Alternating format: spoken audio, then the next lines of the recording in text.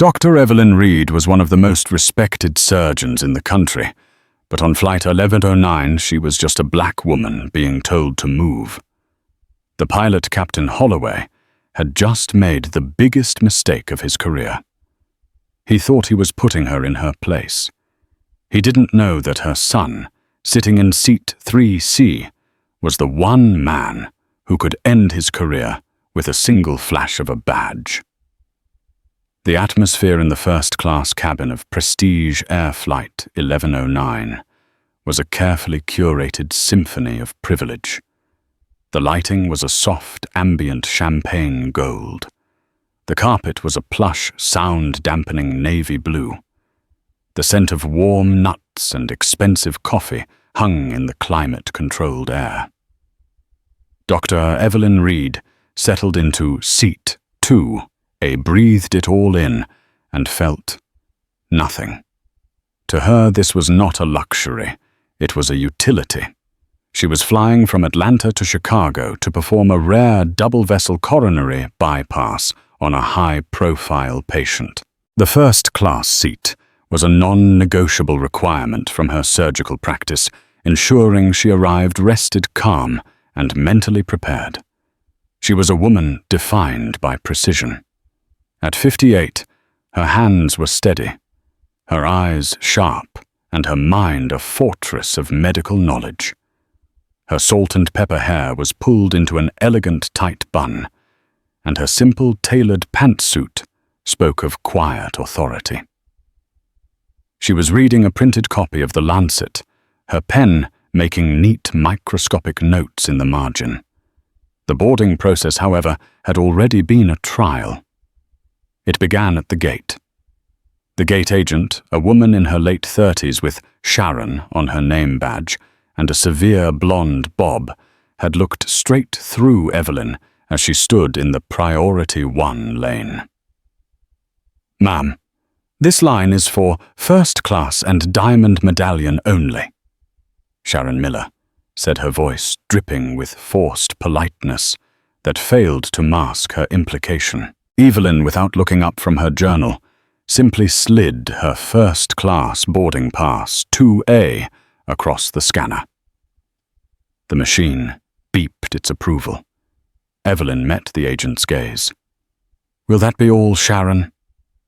The agent's face tightened, a flash of pink rising in her cheeks. "Enjoy your flight, ma'am." The ma'am was an insult, a verbal pat on the head. Evelyn walked down the jet bridge, the heavy, humid Atlanta air giving way to the plane's chilled interior. She was greeted by the lead flight attendant, Brenda, a woman with a smile that was bright but didn't reach her eyes. "Welcome aboard," Brenda chirped. "Good morning, us all," Evelyn replied, stowing her carry-on with practiced efficiency. She sat down, fastened her seatbelt with a decisive click, and immediately returned to her article. She was an expert at building a wall around herself in these moments. It was a defense mechanism, honed over decades of being the only woman, the only black person, or both in rooms of power. A few minutes later, another passenger settled into seat 3C, just behind her and across the aisle. He was a tall, sharp-looking man in his early 30s, dressed in a suit that was clearly expensive but worn with the casualness of a uniform. He was on his phone, his voice low and serious. "No, I agree. The preliminary report on their maintenance logs is sloppy. We need to follow up." "Yes, I land at 11:05. I'll head straight to the regional office," he murmured. Evelyn heard the voice, and a small, genuine smile finally touched her lips. She waited until he'd clicked off his call, before she spoke, her voice low. "David, I thought you weren't flying out until tomorrow." David Reed looked up his professional mask, dissolving instantly into one of warmth and surprise. "Mom? What are you doing here? I thought you were flying to O'Hare next week for the conference." "The hospital moved up the surgery. A donor heart became available," she whispered back, her eyes sparkling. It seems we're on the same flight. Well, this is the best surprise I've had all month." David smiled. He was, as always, impressed by her. Here she was, calm as could be, on her way to literally hold a human heart in her hands. "Are you working?" she asked, gesturing to his suit and the somber briefcase at his feet. "Always, Mum. You know that. Just finishing up an audit in Atlanta. Now heading back to the Chicago office. Well, don't let me keep you from your work, but buy me dinner when we land, before I have to sequester at the hospital." "It's a date," David said, his smile mirroring hers. He put in his earbuds, and she returned to her journal. The familial warmth settled around them, a quiet, invisible shield. The cabin continued to fill. The passengers were the usual first-class mix, loud businessmen in wrinkled shirts already planning their first cocktail silent readers, and a young couple taking selfies. Then the last aboard were the Davenports. They were a storm of entitlement. Mr. Robert Davenport was loud, his face florid, his expensive polo shirt stretched taut over a paunch. His wife, Catherine, was thin-tanned and dripping in gold jewelry that clinked as she gesticulated. "This is unacceptable, Robert," Catherine announced to the cabin at large. "Seat 2B, and I'm in 4A. Why am I in 4A? I told your assistant to book them together." "I know, honey, I know," Robert boomed, flagging down Brenda, the flight attendant. "Ma'am, excuse me." "Flight attendant. We have a problem. My wife and I aren't seated together. You need to fix this." Brenda's professional smile was strained. "Sir, the flight is completely full. We can see if anyone is willing to move." "Well, someone has to move," Catherine snapped, tapping her manicured nails on the bulkhead. "We paid for first class. We expect first-class service." Brenda's eyes scanned the cabin. She first approached the man in 2B, a businessman who had already buried himself in spreadsheets. "Excuse me, sir. Would you be willing to move to 4A so this couple can sit together?" The man didn't even look up. "No." Brenda, flustered, looked at her passenger manifest. She conferred quietly with Sharon, the gate agent, who had just come aboard to finalize the passenger list. Sharon's eyes flicked past the white businessman in 2B and landed with a cold, calculating certainty on Dr. Evelyn Reed in 2A.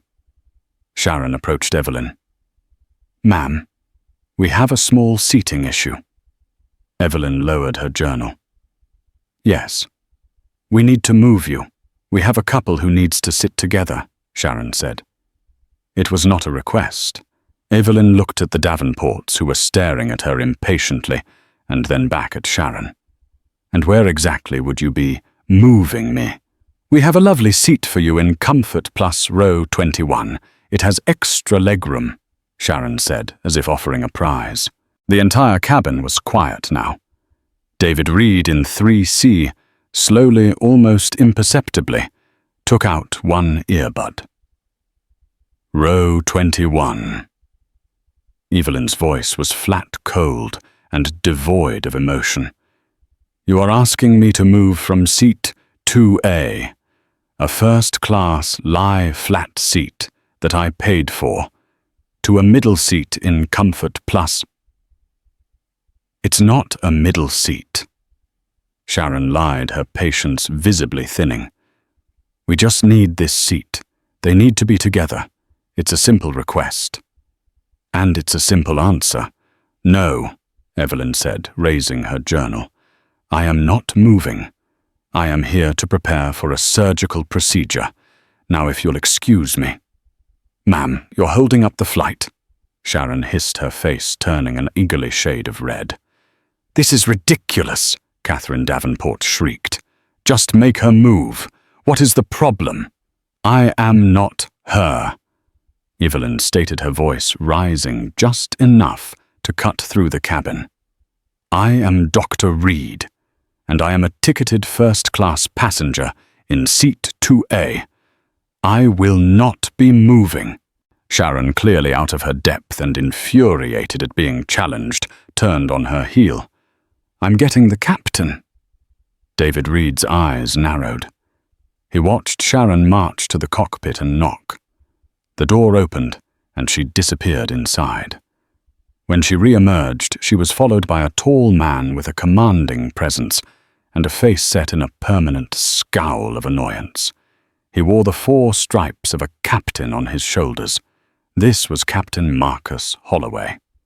And he was not in the mood. Captain Marcus Holloway was a man who believed in a chain of command.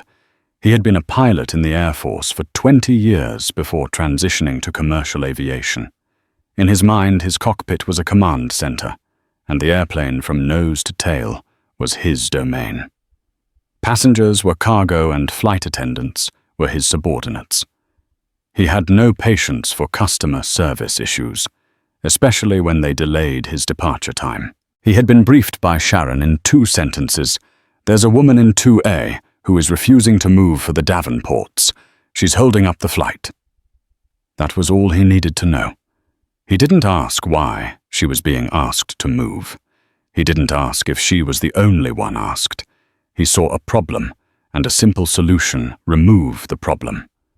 He strode out of the cockpit, his heavy pilot's bag still slung over one shoulder. He didn't glance at the Davenports, who were watching him with expectant, triumphant expressions.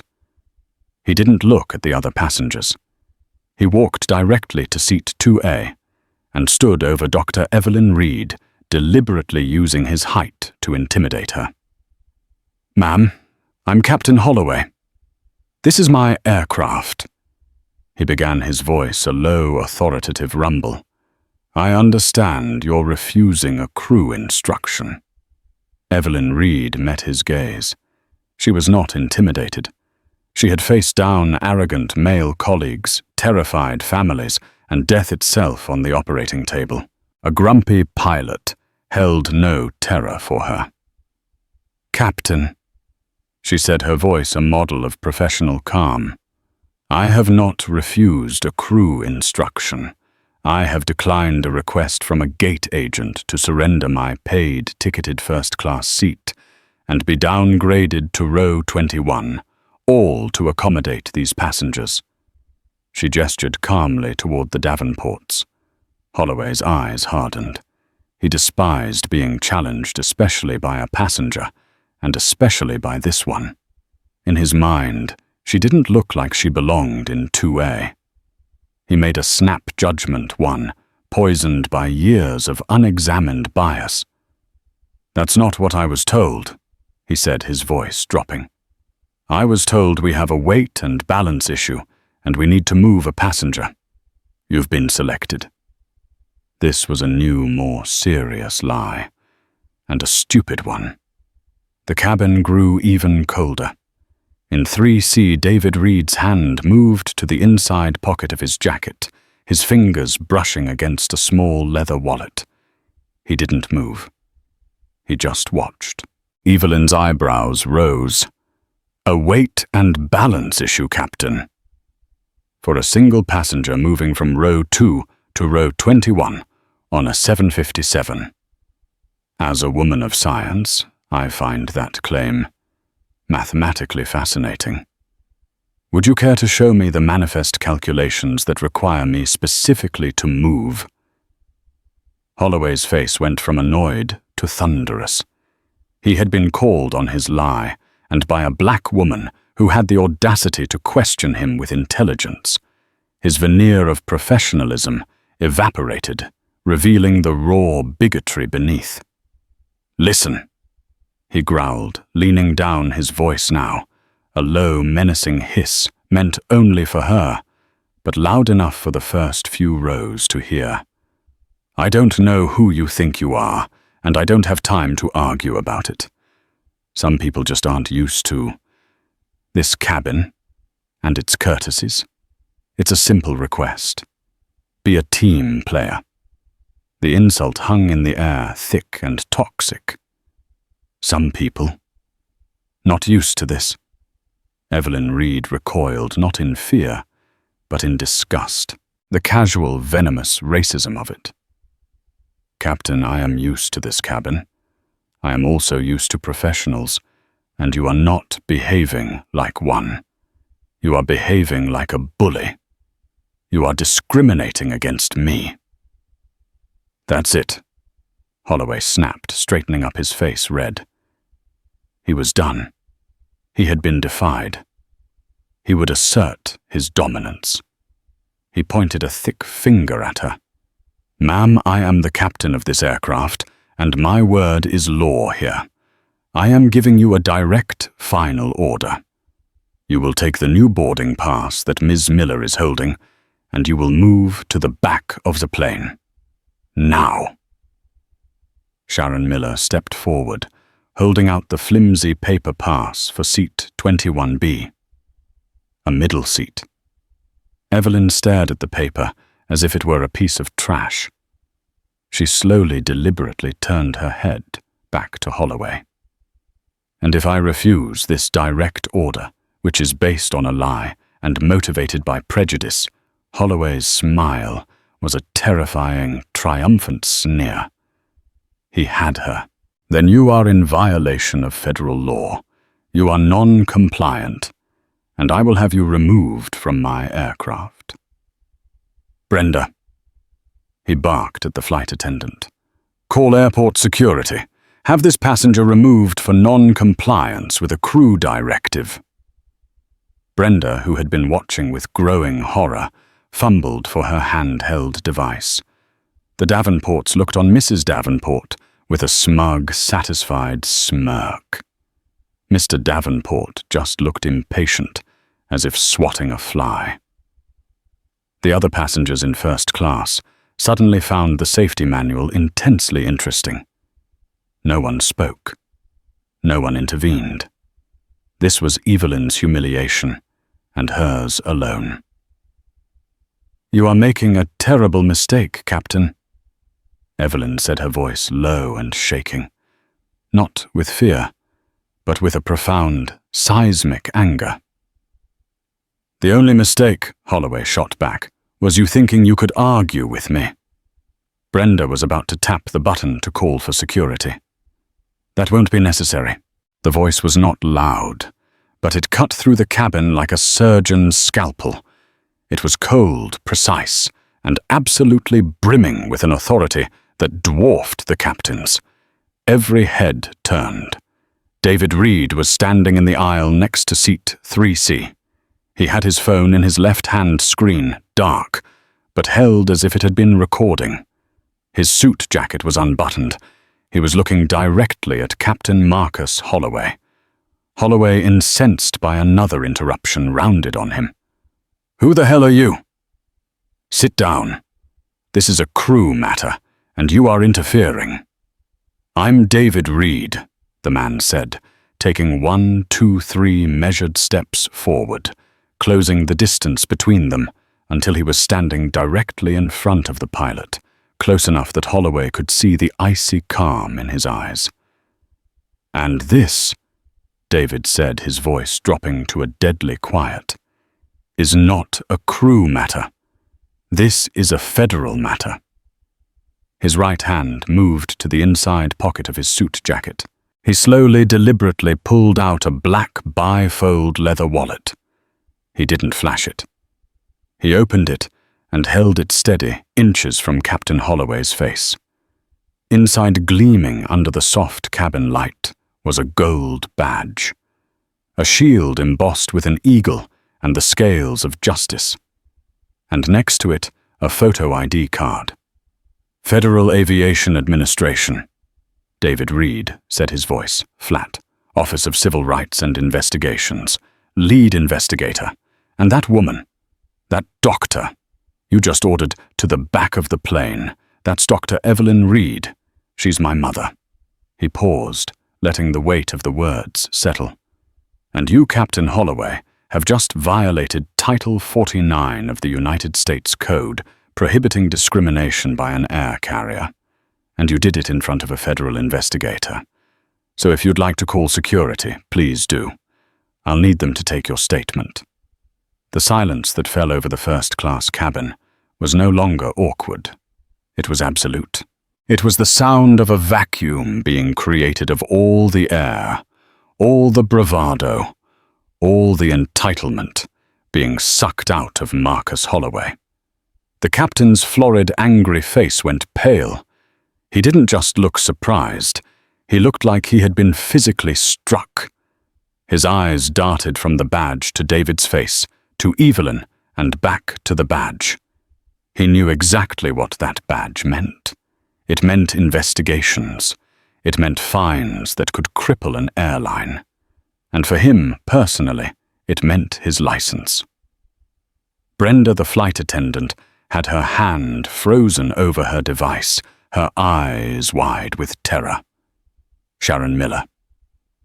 The gate agent let the flimsy boarding pass for 21B flutter from her fingers to the floor. The Davenports in the aisle were statues of disbelief. Catherine Davenport's smug expression had been replaced by a slack-jawed, fish-like gape. Holloway was the first to find his voice, or at least a weak, stammering facsimile of it.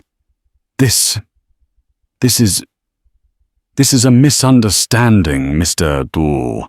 Reed, he sputtered, attempting a smile that looked more like a grimace. He raised his hands in a placating gesture.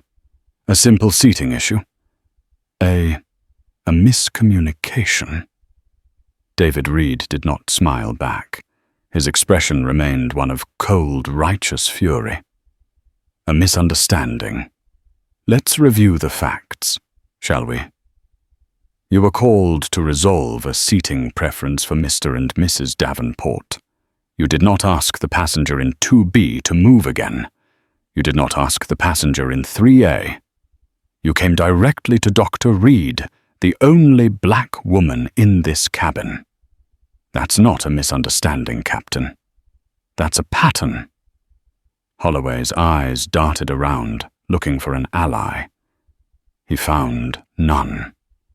The other passengers were now staring their fear of involvement, replaced by a rabid curiosity. One passenger in 4B, a young man, was now openly filming with his smartphone. I was told there was a weight and balance issue. Holloway tried grasping at his own lie. That was your worst mistake, David said, his voice like ice. Because I, and I'm sure my mother, are now formally requesting a full review of your flight log and weight manifest for Flight 1109. Falsifying a safety report, especially a weight and balance claim to enforce a discriminatory order, is a separate and frankly career-ending federal violation. You have not only broken civil rights law, Captain, you have compromised the integrity of this entire flight deck. Holloway began to sweat. The starched white collar of his pilot's shirt suddenly looked soaking wet and tight. David then turned his gaze, and it was like a spotlight on Sharon Miller. And you, Ms. Miller. Your behavior at the gate was noted. This line is for first class only. Your microaggressions, your immediate escalation to the captain instead of de-escalating the situation with the Davenports. Your complicity is logged. You will also be part of my report. Sharon, who had been trying to blend into the bulkhead, let out a small, strangled sound. He wasn't done. He looked at Brenda, whose hand was still trembling. And you. You were about to call security on a calm, non-threatening, fully ticketed first-class passenger. Based on what the captain's illegal order, I'd advise you to think very, very carefully about your next action. Brenda snatched her hand back from her device as if it were on fire. No, I mean, I was just... Finally, David Reed's gaze fell upon the Davenports, Robert and Catherine. They had started to back away, trying to melt into the galley. And you two, David said, his voice projecting through the cabin.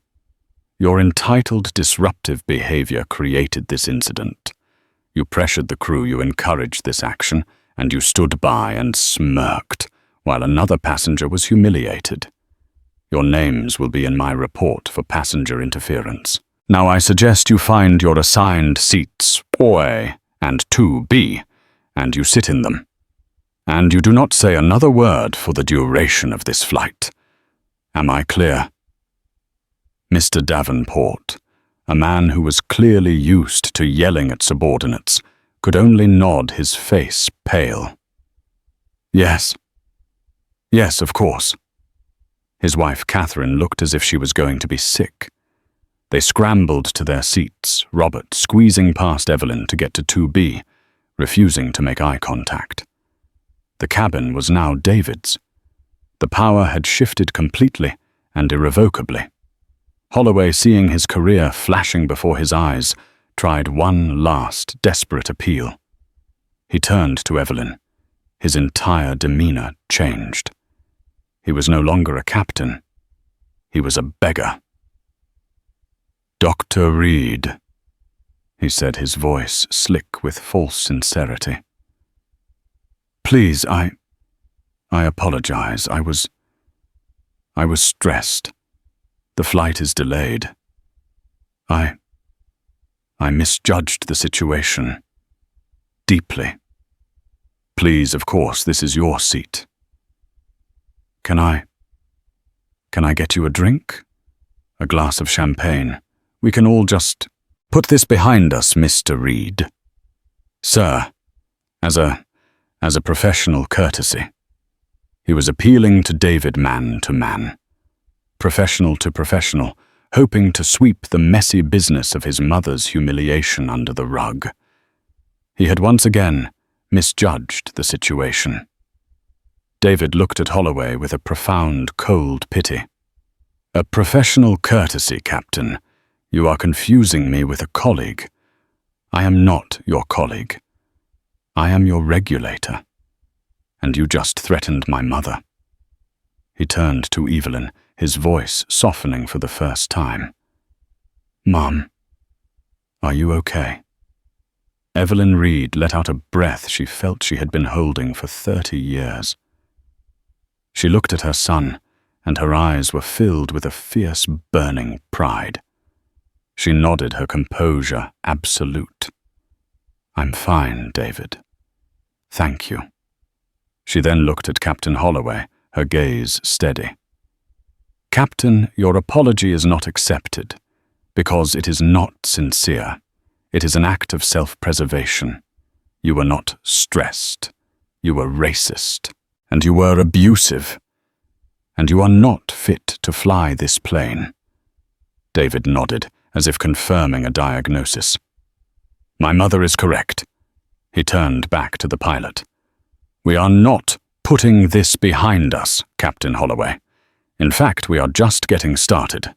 As an authorized representative of the Federal Aviation Administration, and citing your clear and present violation of Title 49, as well as your admission to falsifying a safety log, I am officially grounding you. You are relieved of command. You will not fly this aircraft. You will gather your personal belongings from the cockpit, and you will deplane. Immediately." "You can't do that." Holloway's voice was a desperate, cracking plea. The last vestiges of his authority were dissolving, and he was thrashing. "I'm the captain in command. You don't have the authority to ground me. Only the airline can do that." "You're wrong." David stated, his voice flat and educational, as if explaining a simple concept to a child.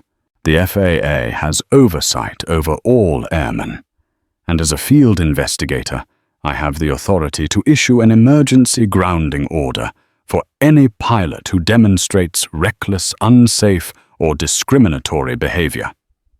And you, sir, have hit the trifecta. You created a hostile safety environment. You lied about a safety protocol, and you did it all to enforce a bigoted personal preference. You are a liability." Holloway looked past David to the cockpit. His first officer, A younger man named Ben had cracked the door and was watching the entire exchange, his face ashen. Holloway looked at him as if for support. "Ben, tell him we have a flight to run." The first officer just shook his head slowly, his eyes wide, and took a half step back into the cockpit. He was not going to tie his career to this sinking ship. David didn't raise his voice. He didn't need to. "Captain Holloway, you have two choices. You can deplane on your own right now, or I can make a call to the airport police and the head of the FAA's Chicago regional office, my boss, and have them meet you at the gate.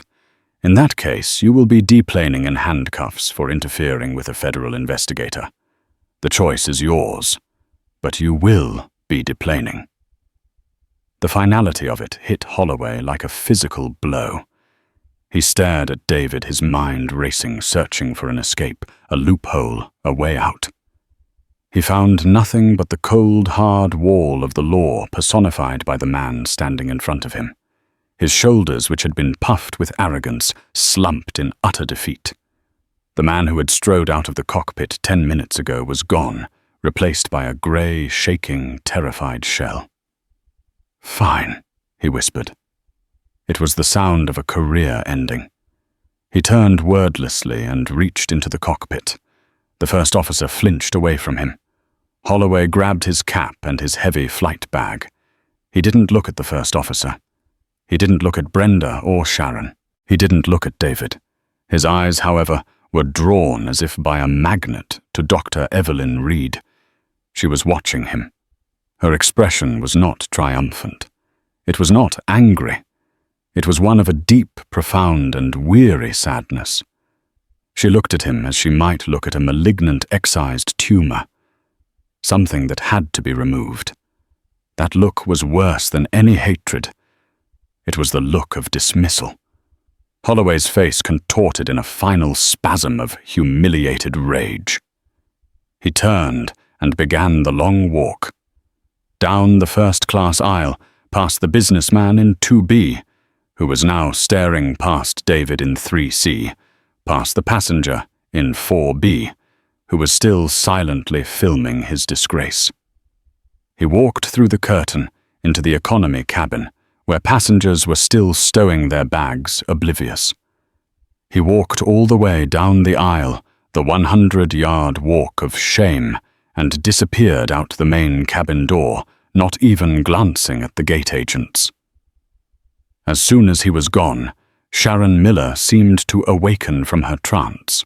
"Oh my God," she whimpered, and she too turned and fled up the jet bridge. The cabin was turbulent for a moment. Then David Reed spoke to the terrified first officer, who was still peering out of the cockpit. "First officer, what's your name?" "Ben." "Ben Carter, sir." "First Officer Carter, your captain has been relieved of duty. You are now in command of this aircraft until a replacement captain arrives. Is that understood?" "Sir, yes, sir," Carter stammered. "Good. Now I need you to make 2 calls. First to your operations center. Inform them that Captain Holloway has been grounded by the FAA, and they need to send a replacement pilot for flight 109 immediately. Second, I need you to contact the Prestige Air Ground Operations Manager, Mr. Harrison, I believe, and have him meet me at the gate. Immediately." "Yes, sir. Right away." The cockpit door clicked shut. David turned to Brenda, the flight attendant, who was visibly trembling.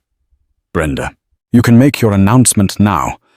Not about security, about the delay." Brenda nodded, her voice shaking as she picked up the handset. "Ladies and gentlemen, attention please. We have an unexpected crew change this morning. It seems there will be a delay. We apologize for the inconvenience and will have an update for you as soon as possible." The economy cabin groaned. The first-class cabin remained utterly silent. David Reed finally let out a long breath. The tension flowed out of his shoulders. He turned and sat down on the armrest of his mother's seat 2A. "Mom," he said, his voice now just the voice of a son. "Are you really okay?" Evelyn reached up and placed her hand on his. Her hand was perfectly steady. "I am now, David. I am now." She looked at him, her gaze traveling from his worried eyes to the badge which he still held in his other hand. "Your father. He would be so proud of you." "I know," David said quietly. "That's why I do this." He was about to say more when his own cell phone buzzed in his pocket. He glanced at the screen. It was an official number from DC.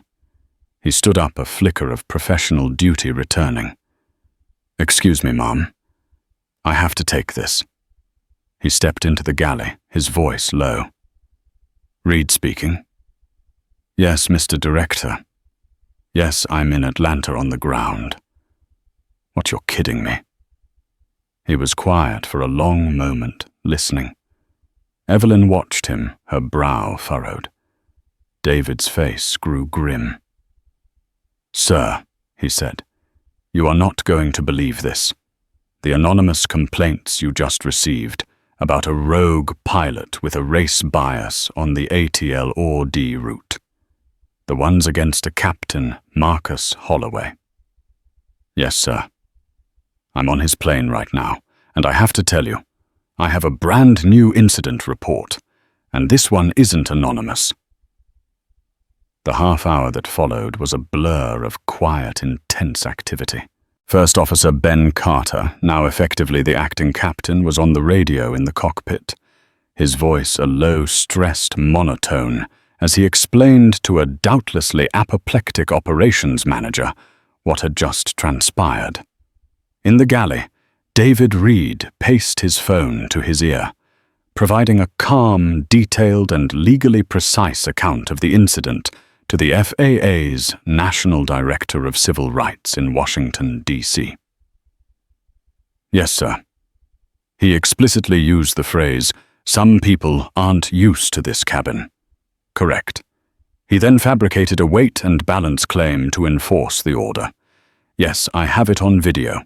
A passenger in 4B was also recording. I have already informed him he is grounded pending investigation. I will file the full report the moment I land." "Understood. I will coordinate with the regional office." He hung up and immediately made another call. The passengers in first class spoke in hushed whispers, stealing glances at Dr. Reed. She had, with impeccable composure, reopened her medical journal. She was refusing to be a spectacle. She was a professional waiting to fly to her job. Her calmness seemed to unnerve them more than any outburst would have. The businessman in 2B, Mr. Davenport's new seatmate, leaned over. "Ma'am, Dr. Reed, I want to apologize. I should have said something. That was unbelievable." Evelyn looked up, her eyes clear. "Thank you. But the time to say something is when it's happening, not after." The man flinched but nodded, accepting the rebuke. "You're right. I'm sorry." Meanwhile, Robert and Catherine Davenport sat in their separate seats, 2B and 4A, in rigid silence. Catherine was visibly weeping, her shoulders shaking, but she was making no sound. The consequences of her entitled outburst had spiraled so far beyond her control that she was, for the first time in her life, truly terrified. A new figure appeared at the jet bridge door. He was a man in a crisp suit, his face pale and harried, his Prestige Air ID bouncing on his lanyard. This was Mr. Harrison, the Atlanta station manager. He saw David Reed in the galley and hurried toward him. "Mr. Reed," he said, his voice low and breathless. "I'm Thomas Harrison, the station manager. I just got off the phone with our corporate VP. What on earth happened here? David gestured for him to step further into the galley away from the passengers. What happened, Mr. Harrison, is that your captain Marcus Holloway and your gate agent Sharon Miller conspired to illegally downgrade and humiliate a black first-class passenger, Dr. Evelyn Reed, based on their racial bias. I understand there was a seating dispute. There was no dispute. David cut him off, his voice sharp. There was a request from the Davenports and a decision by your staff to resolve it by targeting Dr. Reed. When she lawfully refused to be downgraded, your captain lied about a safety procedure and threatened her with arrest. He is a disgrace to his uniform, and as of 20 minutes ago, he is grounded. Harrison looked like he was going to be sick. Oh my God. Our VP is on a plane, but he said to offer Dr. Reed anything. A full refund, 100,000 miles, a flight voucher for Mr. Harrison. David said, this is not a voucher situation. This is a federal investigation. You have a systemic problem at this station. I will be speaking with your corporate counsel before the end of the day. What you can do right now is get a new captain on this plane, and you can find Ms. Sharon Miller. She is a material witness, and she is not to leave this airport. Yes, of course. A new captain is on his way from the employee lot now. He'll be here in 10 minutes, and I'll find Sharon. Harrison looked past David at Dr. Reed, who was still pointedly reading her journal. He took a step toward her, intending to apologize, but David put a hand on his arm. Don't, David said quietly. You have nothing to say to her. Your airline already said it all. Just fix the problem. Get this plane in the air. Harrison chastened nodded and retreated up the jet bridge. The cockpit door opened. The new captain arrived, a stark contrast to Holloway. He was an older man with a kind, weary face. He came straight from the cockpit to seat 2A, kneeling in the aisle. Dr. Reed, he said, his voice gentle. Ma'am, my name is Captain George Wright. I'm your new pilot. I've been briefed on the situation. And on behalf of the decent pilots at this airline, I want to personally and humbly apologize. What you experienced it's unacceptable. It's monstrous. My job now is to get you to Chicago safely, and with the dignity you should have been afforded from the start. We will be airborne in 15 minutes. Evelyn looked at him. She saw the genuine shame and empathy in his eyes. This was the first sincere apology she had received. Thank you, Captain Wright, she said, closing her journal. I appreciate that. Is there anything at all I can get for you? Just get me to Chicago, please. I have a patient waiting. Yes, ma'am, he said, standing. He nodded respectfully to David. Mr. Reed? Captain. David nodded back. As Captain Wright entered the cockpit, the plane's door was finally sealed. The jet bridge pulled away. The flight at last was underway. David returned to his seat in 3C. As the plane pushed back from the gate, his mother turned in her seat. They couldn't talk, but their eyes met. She gave him a small, exhausted smile. He returned it with a look of fierce, protective love. The flight itself was uneventful, at least on the surface.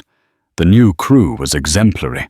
They were deferential to Dr. Reed to an almost comical degree, refilling her water before it was half empty, offering her snacks, and apologizing for the delay every time they passed.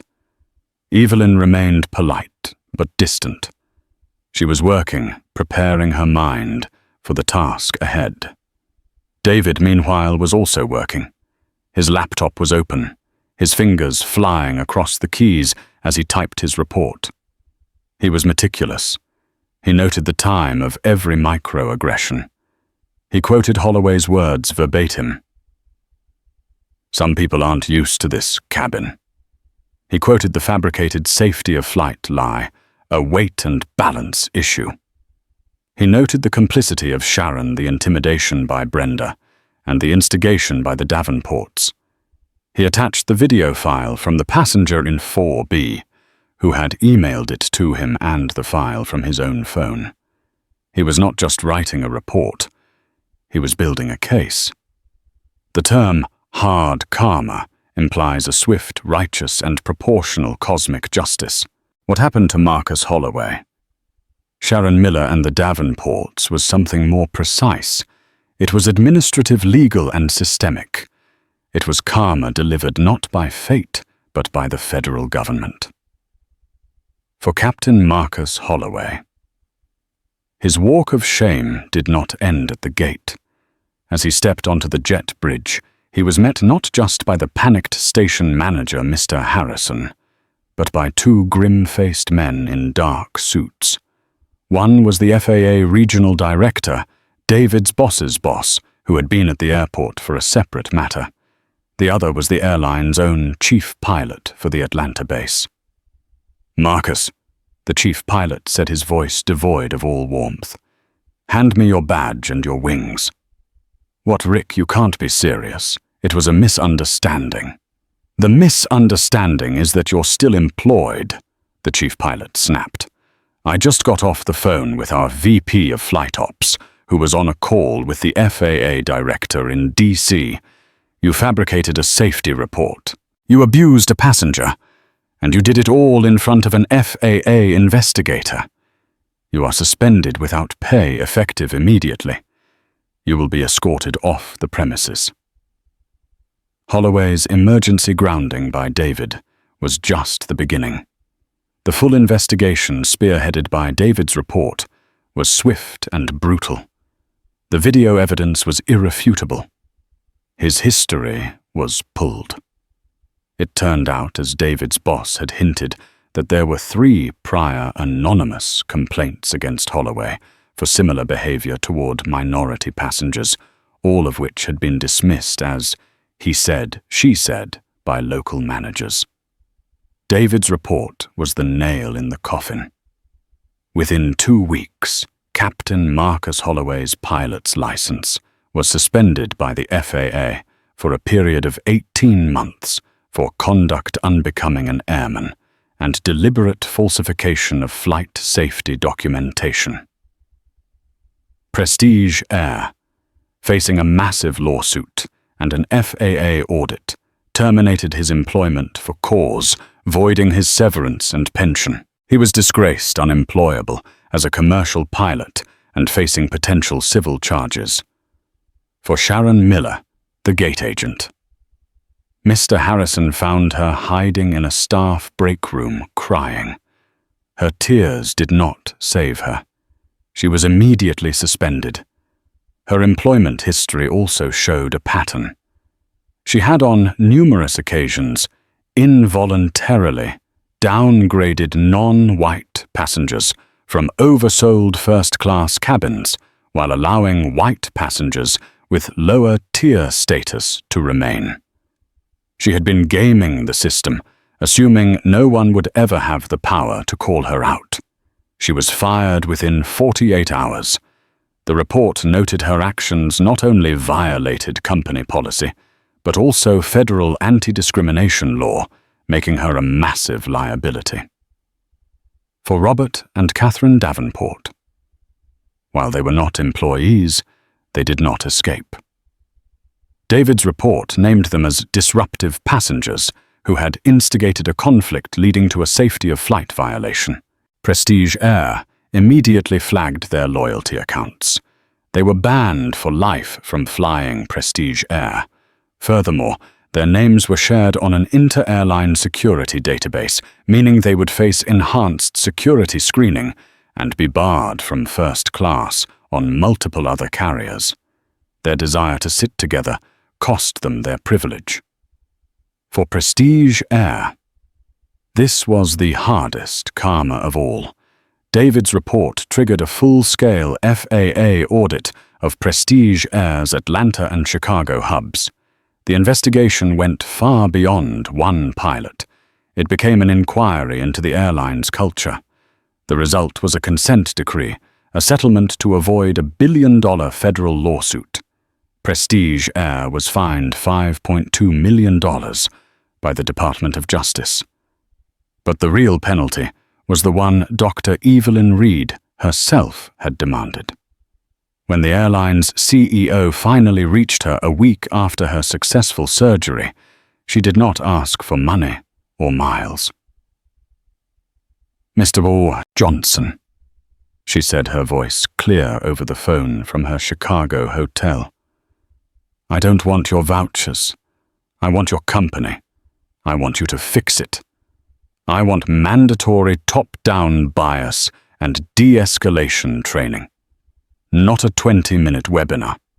I mean a full accredited ongoing program for every single employee, from the gate agent to the CEO, especially your pilots." Faced with the alternative, a public reputation-destroying lawsuit led by the FAA's Civil Rights Office, the CEO agreed. The Dr. Evelyn Reed Protocol, as it became known within the company, was implemented 6 months later. It was a rigorous scenario-based training program on implicit bias and passenger rights designed and overseen in part by David Reed's own FAA department. Captain Holloway's bigotry didn't just end his own career. It forced an entire corporation to confront its own. As Flight 1109, now piloted by Captain George Wright, began its smooth descent into Chicago O'Hare, the cabin was peaceful. The sun was high and the turbulence of the morning had given way to a calm, clear sky. When the plane parked at the gate, Captain Wright came on the intercom.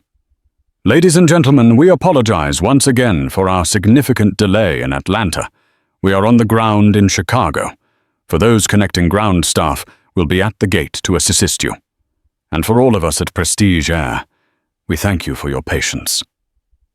The fasten seatbelt sign chimed off. As the passengers began to stand and gather their bags, Captain Wright and the First Officer Ben Carter both came out of the cockpit. They stood in the aisle, deliberately blocking the other passengers from deplaning. Captain Wright addressed the cabin. "Folks, if you'd just give us one more moment. Dr. Reed, on behalf of the crew, we'd like you to be the first to deplane." Evelyn looked up, surprised. The other passengers, including the humbled businessman in 2B, all nodded and stepped back. "Thank you, Captain," she said. She gathered her bag and her journal. David stepped out and waited for her. As she walked past the cockpit, Captain Wright and First Officer Carter both nodded to her. "Dr. Reed, it was an honor to fly you." "Thank you, gentlemen. You handled this well," she replied. Evelyn and David stepped into the jet bridge together. As they walked, the adrenaline from the incident, which had been replaced by the focused calm for her surgery, and his report finally drained away, leaving them both exhausted. "So," Evelyn said, adjusting the strap of her bag. "That was a morning." David chuckled a dry, tired sound. "You could say that. You were amazing, Mom. You didn't raise your voice. You didn't back down. You just held your ground." "It's what we do, David," she said. "It's what I taught you to do. You just do it with a badge." "It's what Dad taught us," he corrected gently. His father, a brilliant lawyer who had passed a decade prior, had been the son of a Tuskegee airman. He had regaled David with stories of men who flew for a country that wouldn't let them sit at a lunch counter. The fight for justice in the skies was literally in David's blood. This wasn't just a job for him. It was a legacy.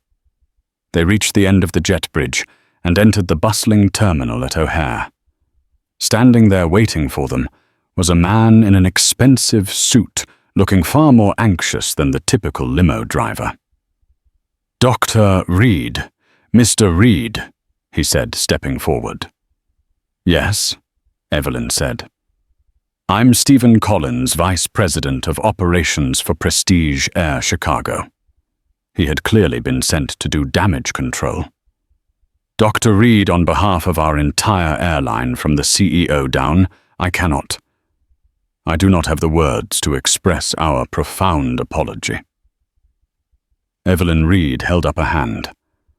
Mr. Collins, your station manager in Atlanta offered me miles. Your CEO will likely offer me money. I will tell you what I'm going to tell him. I don't want your compensation. I want your compliance. I want you to fix your company. Collins was taken aback. Ma'am? Yes. Of course. Whatever you... My son. Evelyn continued gesturing to David. We'll be in touch with your legal department. He will be outlining a list of mandatory, non-negotiable changes to your training protocols. You will implement them, because if you don't, this won't be a report on his desk. It will be a lawsuit on yours. David looked at the VP. And Mr. Collins, my office will be auditing this hub for the next 18 months. I'd get your house in order. We'll be in touch. The vice president, a man who managed thousands of employees, just nodded, pale and silent. Evelyn and David walked past him into the terminal. They were just a mother and son walking side by side. A healer on her way to save a life, and a protector on his way to change a system. The pilot had tried to send her to the back of the plane. Instead, he had just launched her and her son straight to the front of the fight. In the end, Captain Holloway's prejudice cost him everything: his job, his license, and his reputation. But the real karma wasn't just his downfall.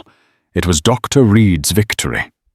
Because of her courage and her son's power, an entire airline was forced to change. The Dr. Evelyn Reed Protocol is now part of their training, a permanent reminder that you never ever know who you are talking to. This is a real-life story of how dignity and authority can and must win against discrimination. We see these stories every day. If you believe that justice should always be served and that karma is real, then please like this video and share it with someone who needs to see it. It helps our channel more than you know. And don't forget to subscribe and hit the notification bell so you never miss a single story of karma and justice being served.